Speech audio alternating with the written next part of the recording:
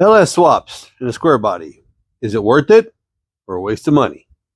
Those trucks were never made for these engines, but this is what everybody is doing now. The aftermarket has come on, and you can buy all your pieces you need to get it done. You can get Chinese parts, you can get American-made parts, you can do whatever you need to do to get it done. But there are always going to be those guys out there that are purists, like me. I have nothing against LS engines. I think they are hammer hard.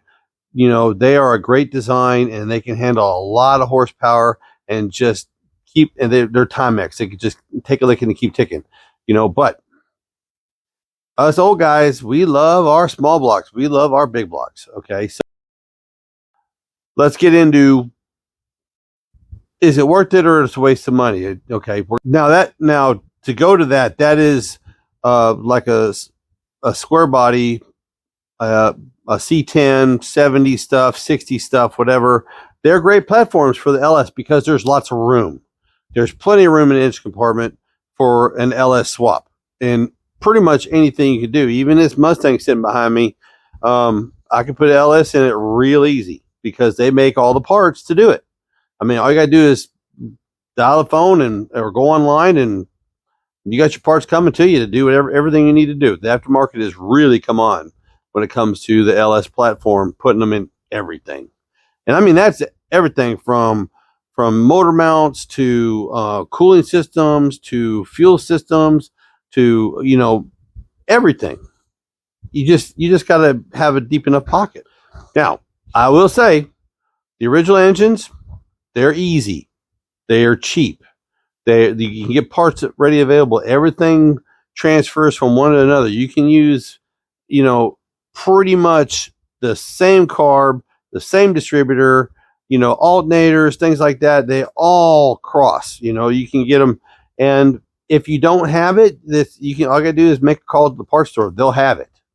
If they don't have it that day, they'll have it by noon the next day. I mean, it's parts availability are through the parts store local is great for like going original. But now with the LS, some of the stores are starting to get some stuff in, you know, but really you're dealing with online. So you're online, you turn with a 3-day turnaround for Amazon, eBay, any parts manufacturers, the Speedway, Jag, Summit, you're talking about a 3-day turnaround to get your parts. Whereas if I have something break on my Silverado, I just go down to the parts store and I have it right then. You know, it's not that big of a deal, but it's sometimes if you're trying to get ready for a race, that can be a big deal. I mean, that could keep you from getting to the race. Where with this, I'm within an hour, I got my parts. And if not within an hour, 11 o'clock noon the next day. So, all right, now the upside to an LS swap is going to be power, drivability, smoothness, and just being able to take a licking. Okay.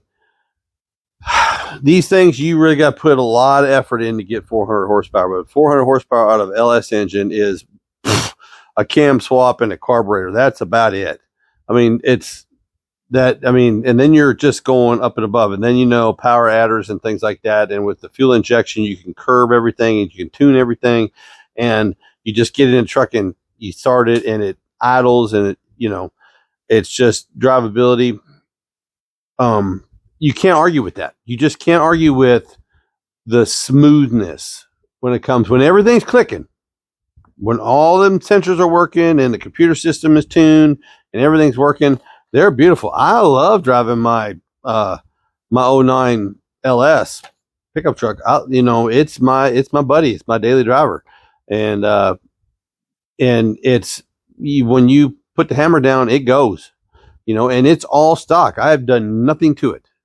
I mean, I've left it alone for almost 20 years now. You know, 17 years. I bought it with 4 miles on it, and I've had no problems. Got 171,000 miles on it, and it's just good and broken. Now, and like with the transmissions and stuff, it's the same thing. If you can get a combo, you know, with electronic controls and overdrive transmission in the square body with an LS with fuel injection, I mean, that's a lot of fun. had a lot of fun. But again, going back to old guy purist, I mean, yeah, I mean, I got my LS and I got my black Chevy. I'm happy. You are going to invest money either way you go, okay? But there's either way to go. But like with the first gen, it's pretty basic. You know, it's air, fuel, fire. You know, I mean, you can spend a couple $100 and you have a fuel system that's already there, ready to handle it. You know, all that kind of good stuff. With the LS, you know, all the brackets, all the pieces, the fuel system. You're going to have to spend money because you're going to have an in-tank pump. You're going to have to run new lines, a return line, regulators. You know, computer systems, all that stuff. That's all an extra cost as opposed to just building a nice stock little engine. That is the world we're living in. I mean, it really truly is. It's the world that we're living in is that it's not going anywhere. They're not going away. There's going to be more and more. I mean, hell, they have an LS fests. They have them all over the place. You know, anything with LS in it. You know, I mean, they're really popular. And like I said, I cannot shit on them. They are a great design. It's just like everything else in this world. It's what you're into and what you enjoy and what you like. That's all it is. You know, if you like LSs, God love you. If you like first gens, God love you. I mean, there is nothing wrong with any of them. I'm just talking about the things you might come across whenever you decide to do this to your hot rod. If you're building stuff to eventually sell it, my advice is to just go ahead and go first gen and go back in with what it had, because it's going to be more economical and the cost up front is less. It really is. Okay. If you have an engine that runs, if you got one that was in, you know, an old one that doesn't smoke or anything, you just put it in and you know, that sort of thing. You can do a quick, this is that $500 rebuild. You can do find a good short block and put, you know, gasket it, you know, put a new cam in it and, you know, stuff like that, and make sure it doesn't leak, make sure it runs good. You can do that on the cheap. But if you're building them to eventually sell it, then you're going to be better off going first gen instead of an LS, because there's just extra expenses involved there that a lot of people don't think about. But if you took tally of doing a complete swap, and that's even if you use like an old Turbo 400 transmission, you know, not an overdrive, not any of that. If you just went engine, there's a lot of little things you got to get to nickel and dime your ass to death. And with this, they're just not. Everything just bolts up. And LS motors are great. All right. They are a dynamite platform. They are designed good. They make good power and they hold it, and they'll take a lot of abuse and not give up. Okay. Small blocks, you know, they're fun, but they don't make near the power that an LS does right out of the box. All right. But they're cheaper. All right. This will drop into any platform from the 50s all the way to the 2000s. Or the 99s, or it'll drop in without a lot of muss and not a lot of fuss. Resale value,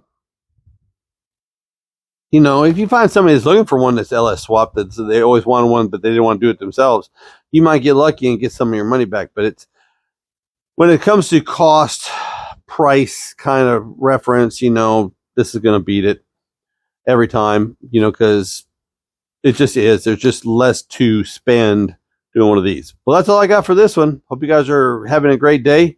I'll have a link here. It'll be here somewhere. They said there'll be a box for you to click to watch the build of this motor.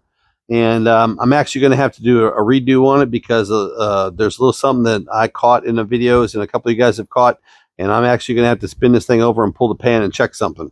But other than that, this is a great little video for this thing. Y'all have a great day, because a great day today could mean an engine swap tomorrow if you got deep in my pocket. Y'all be good.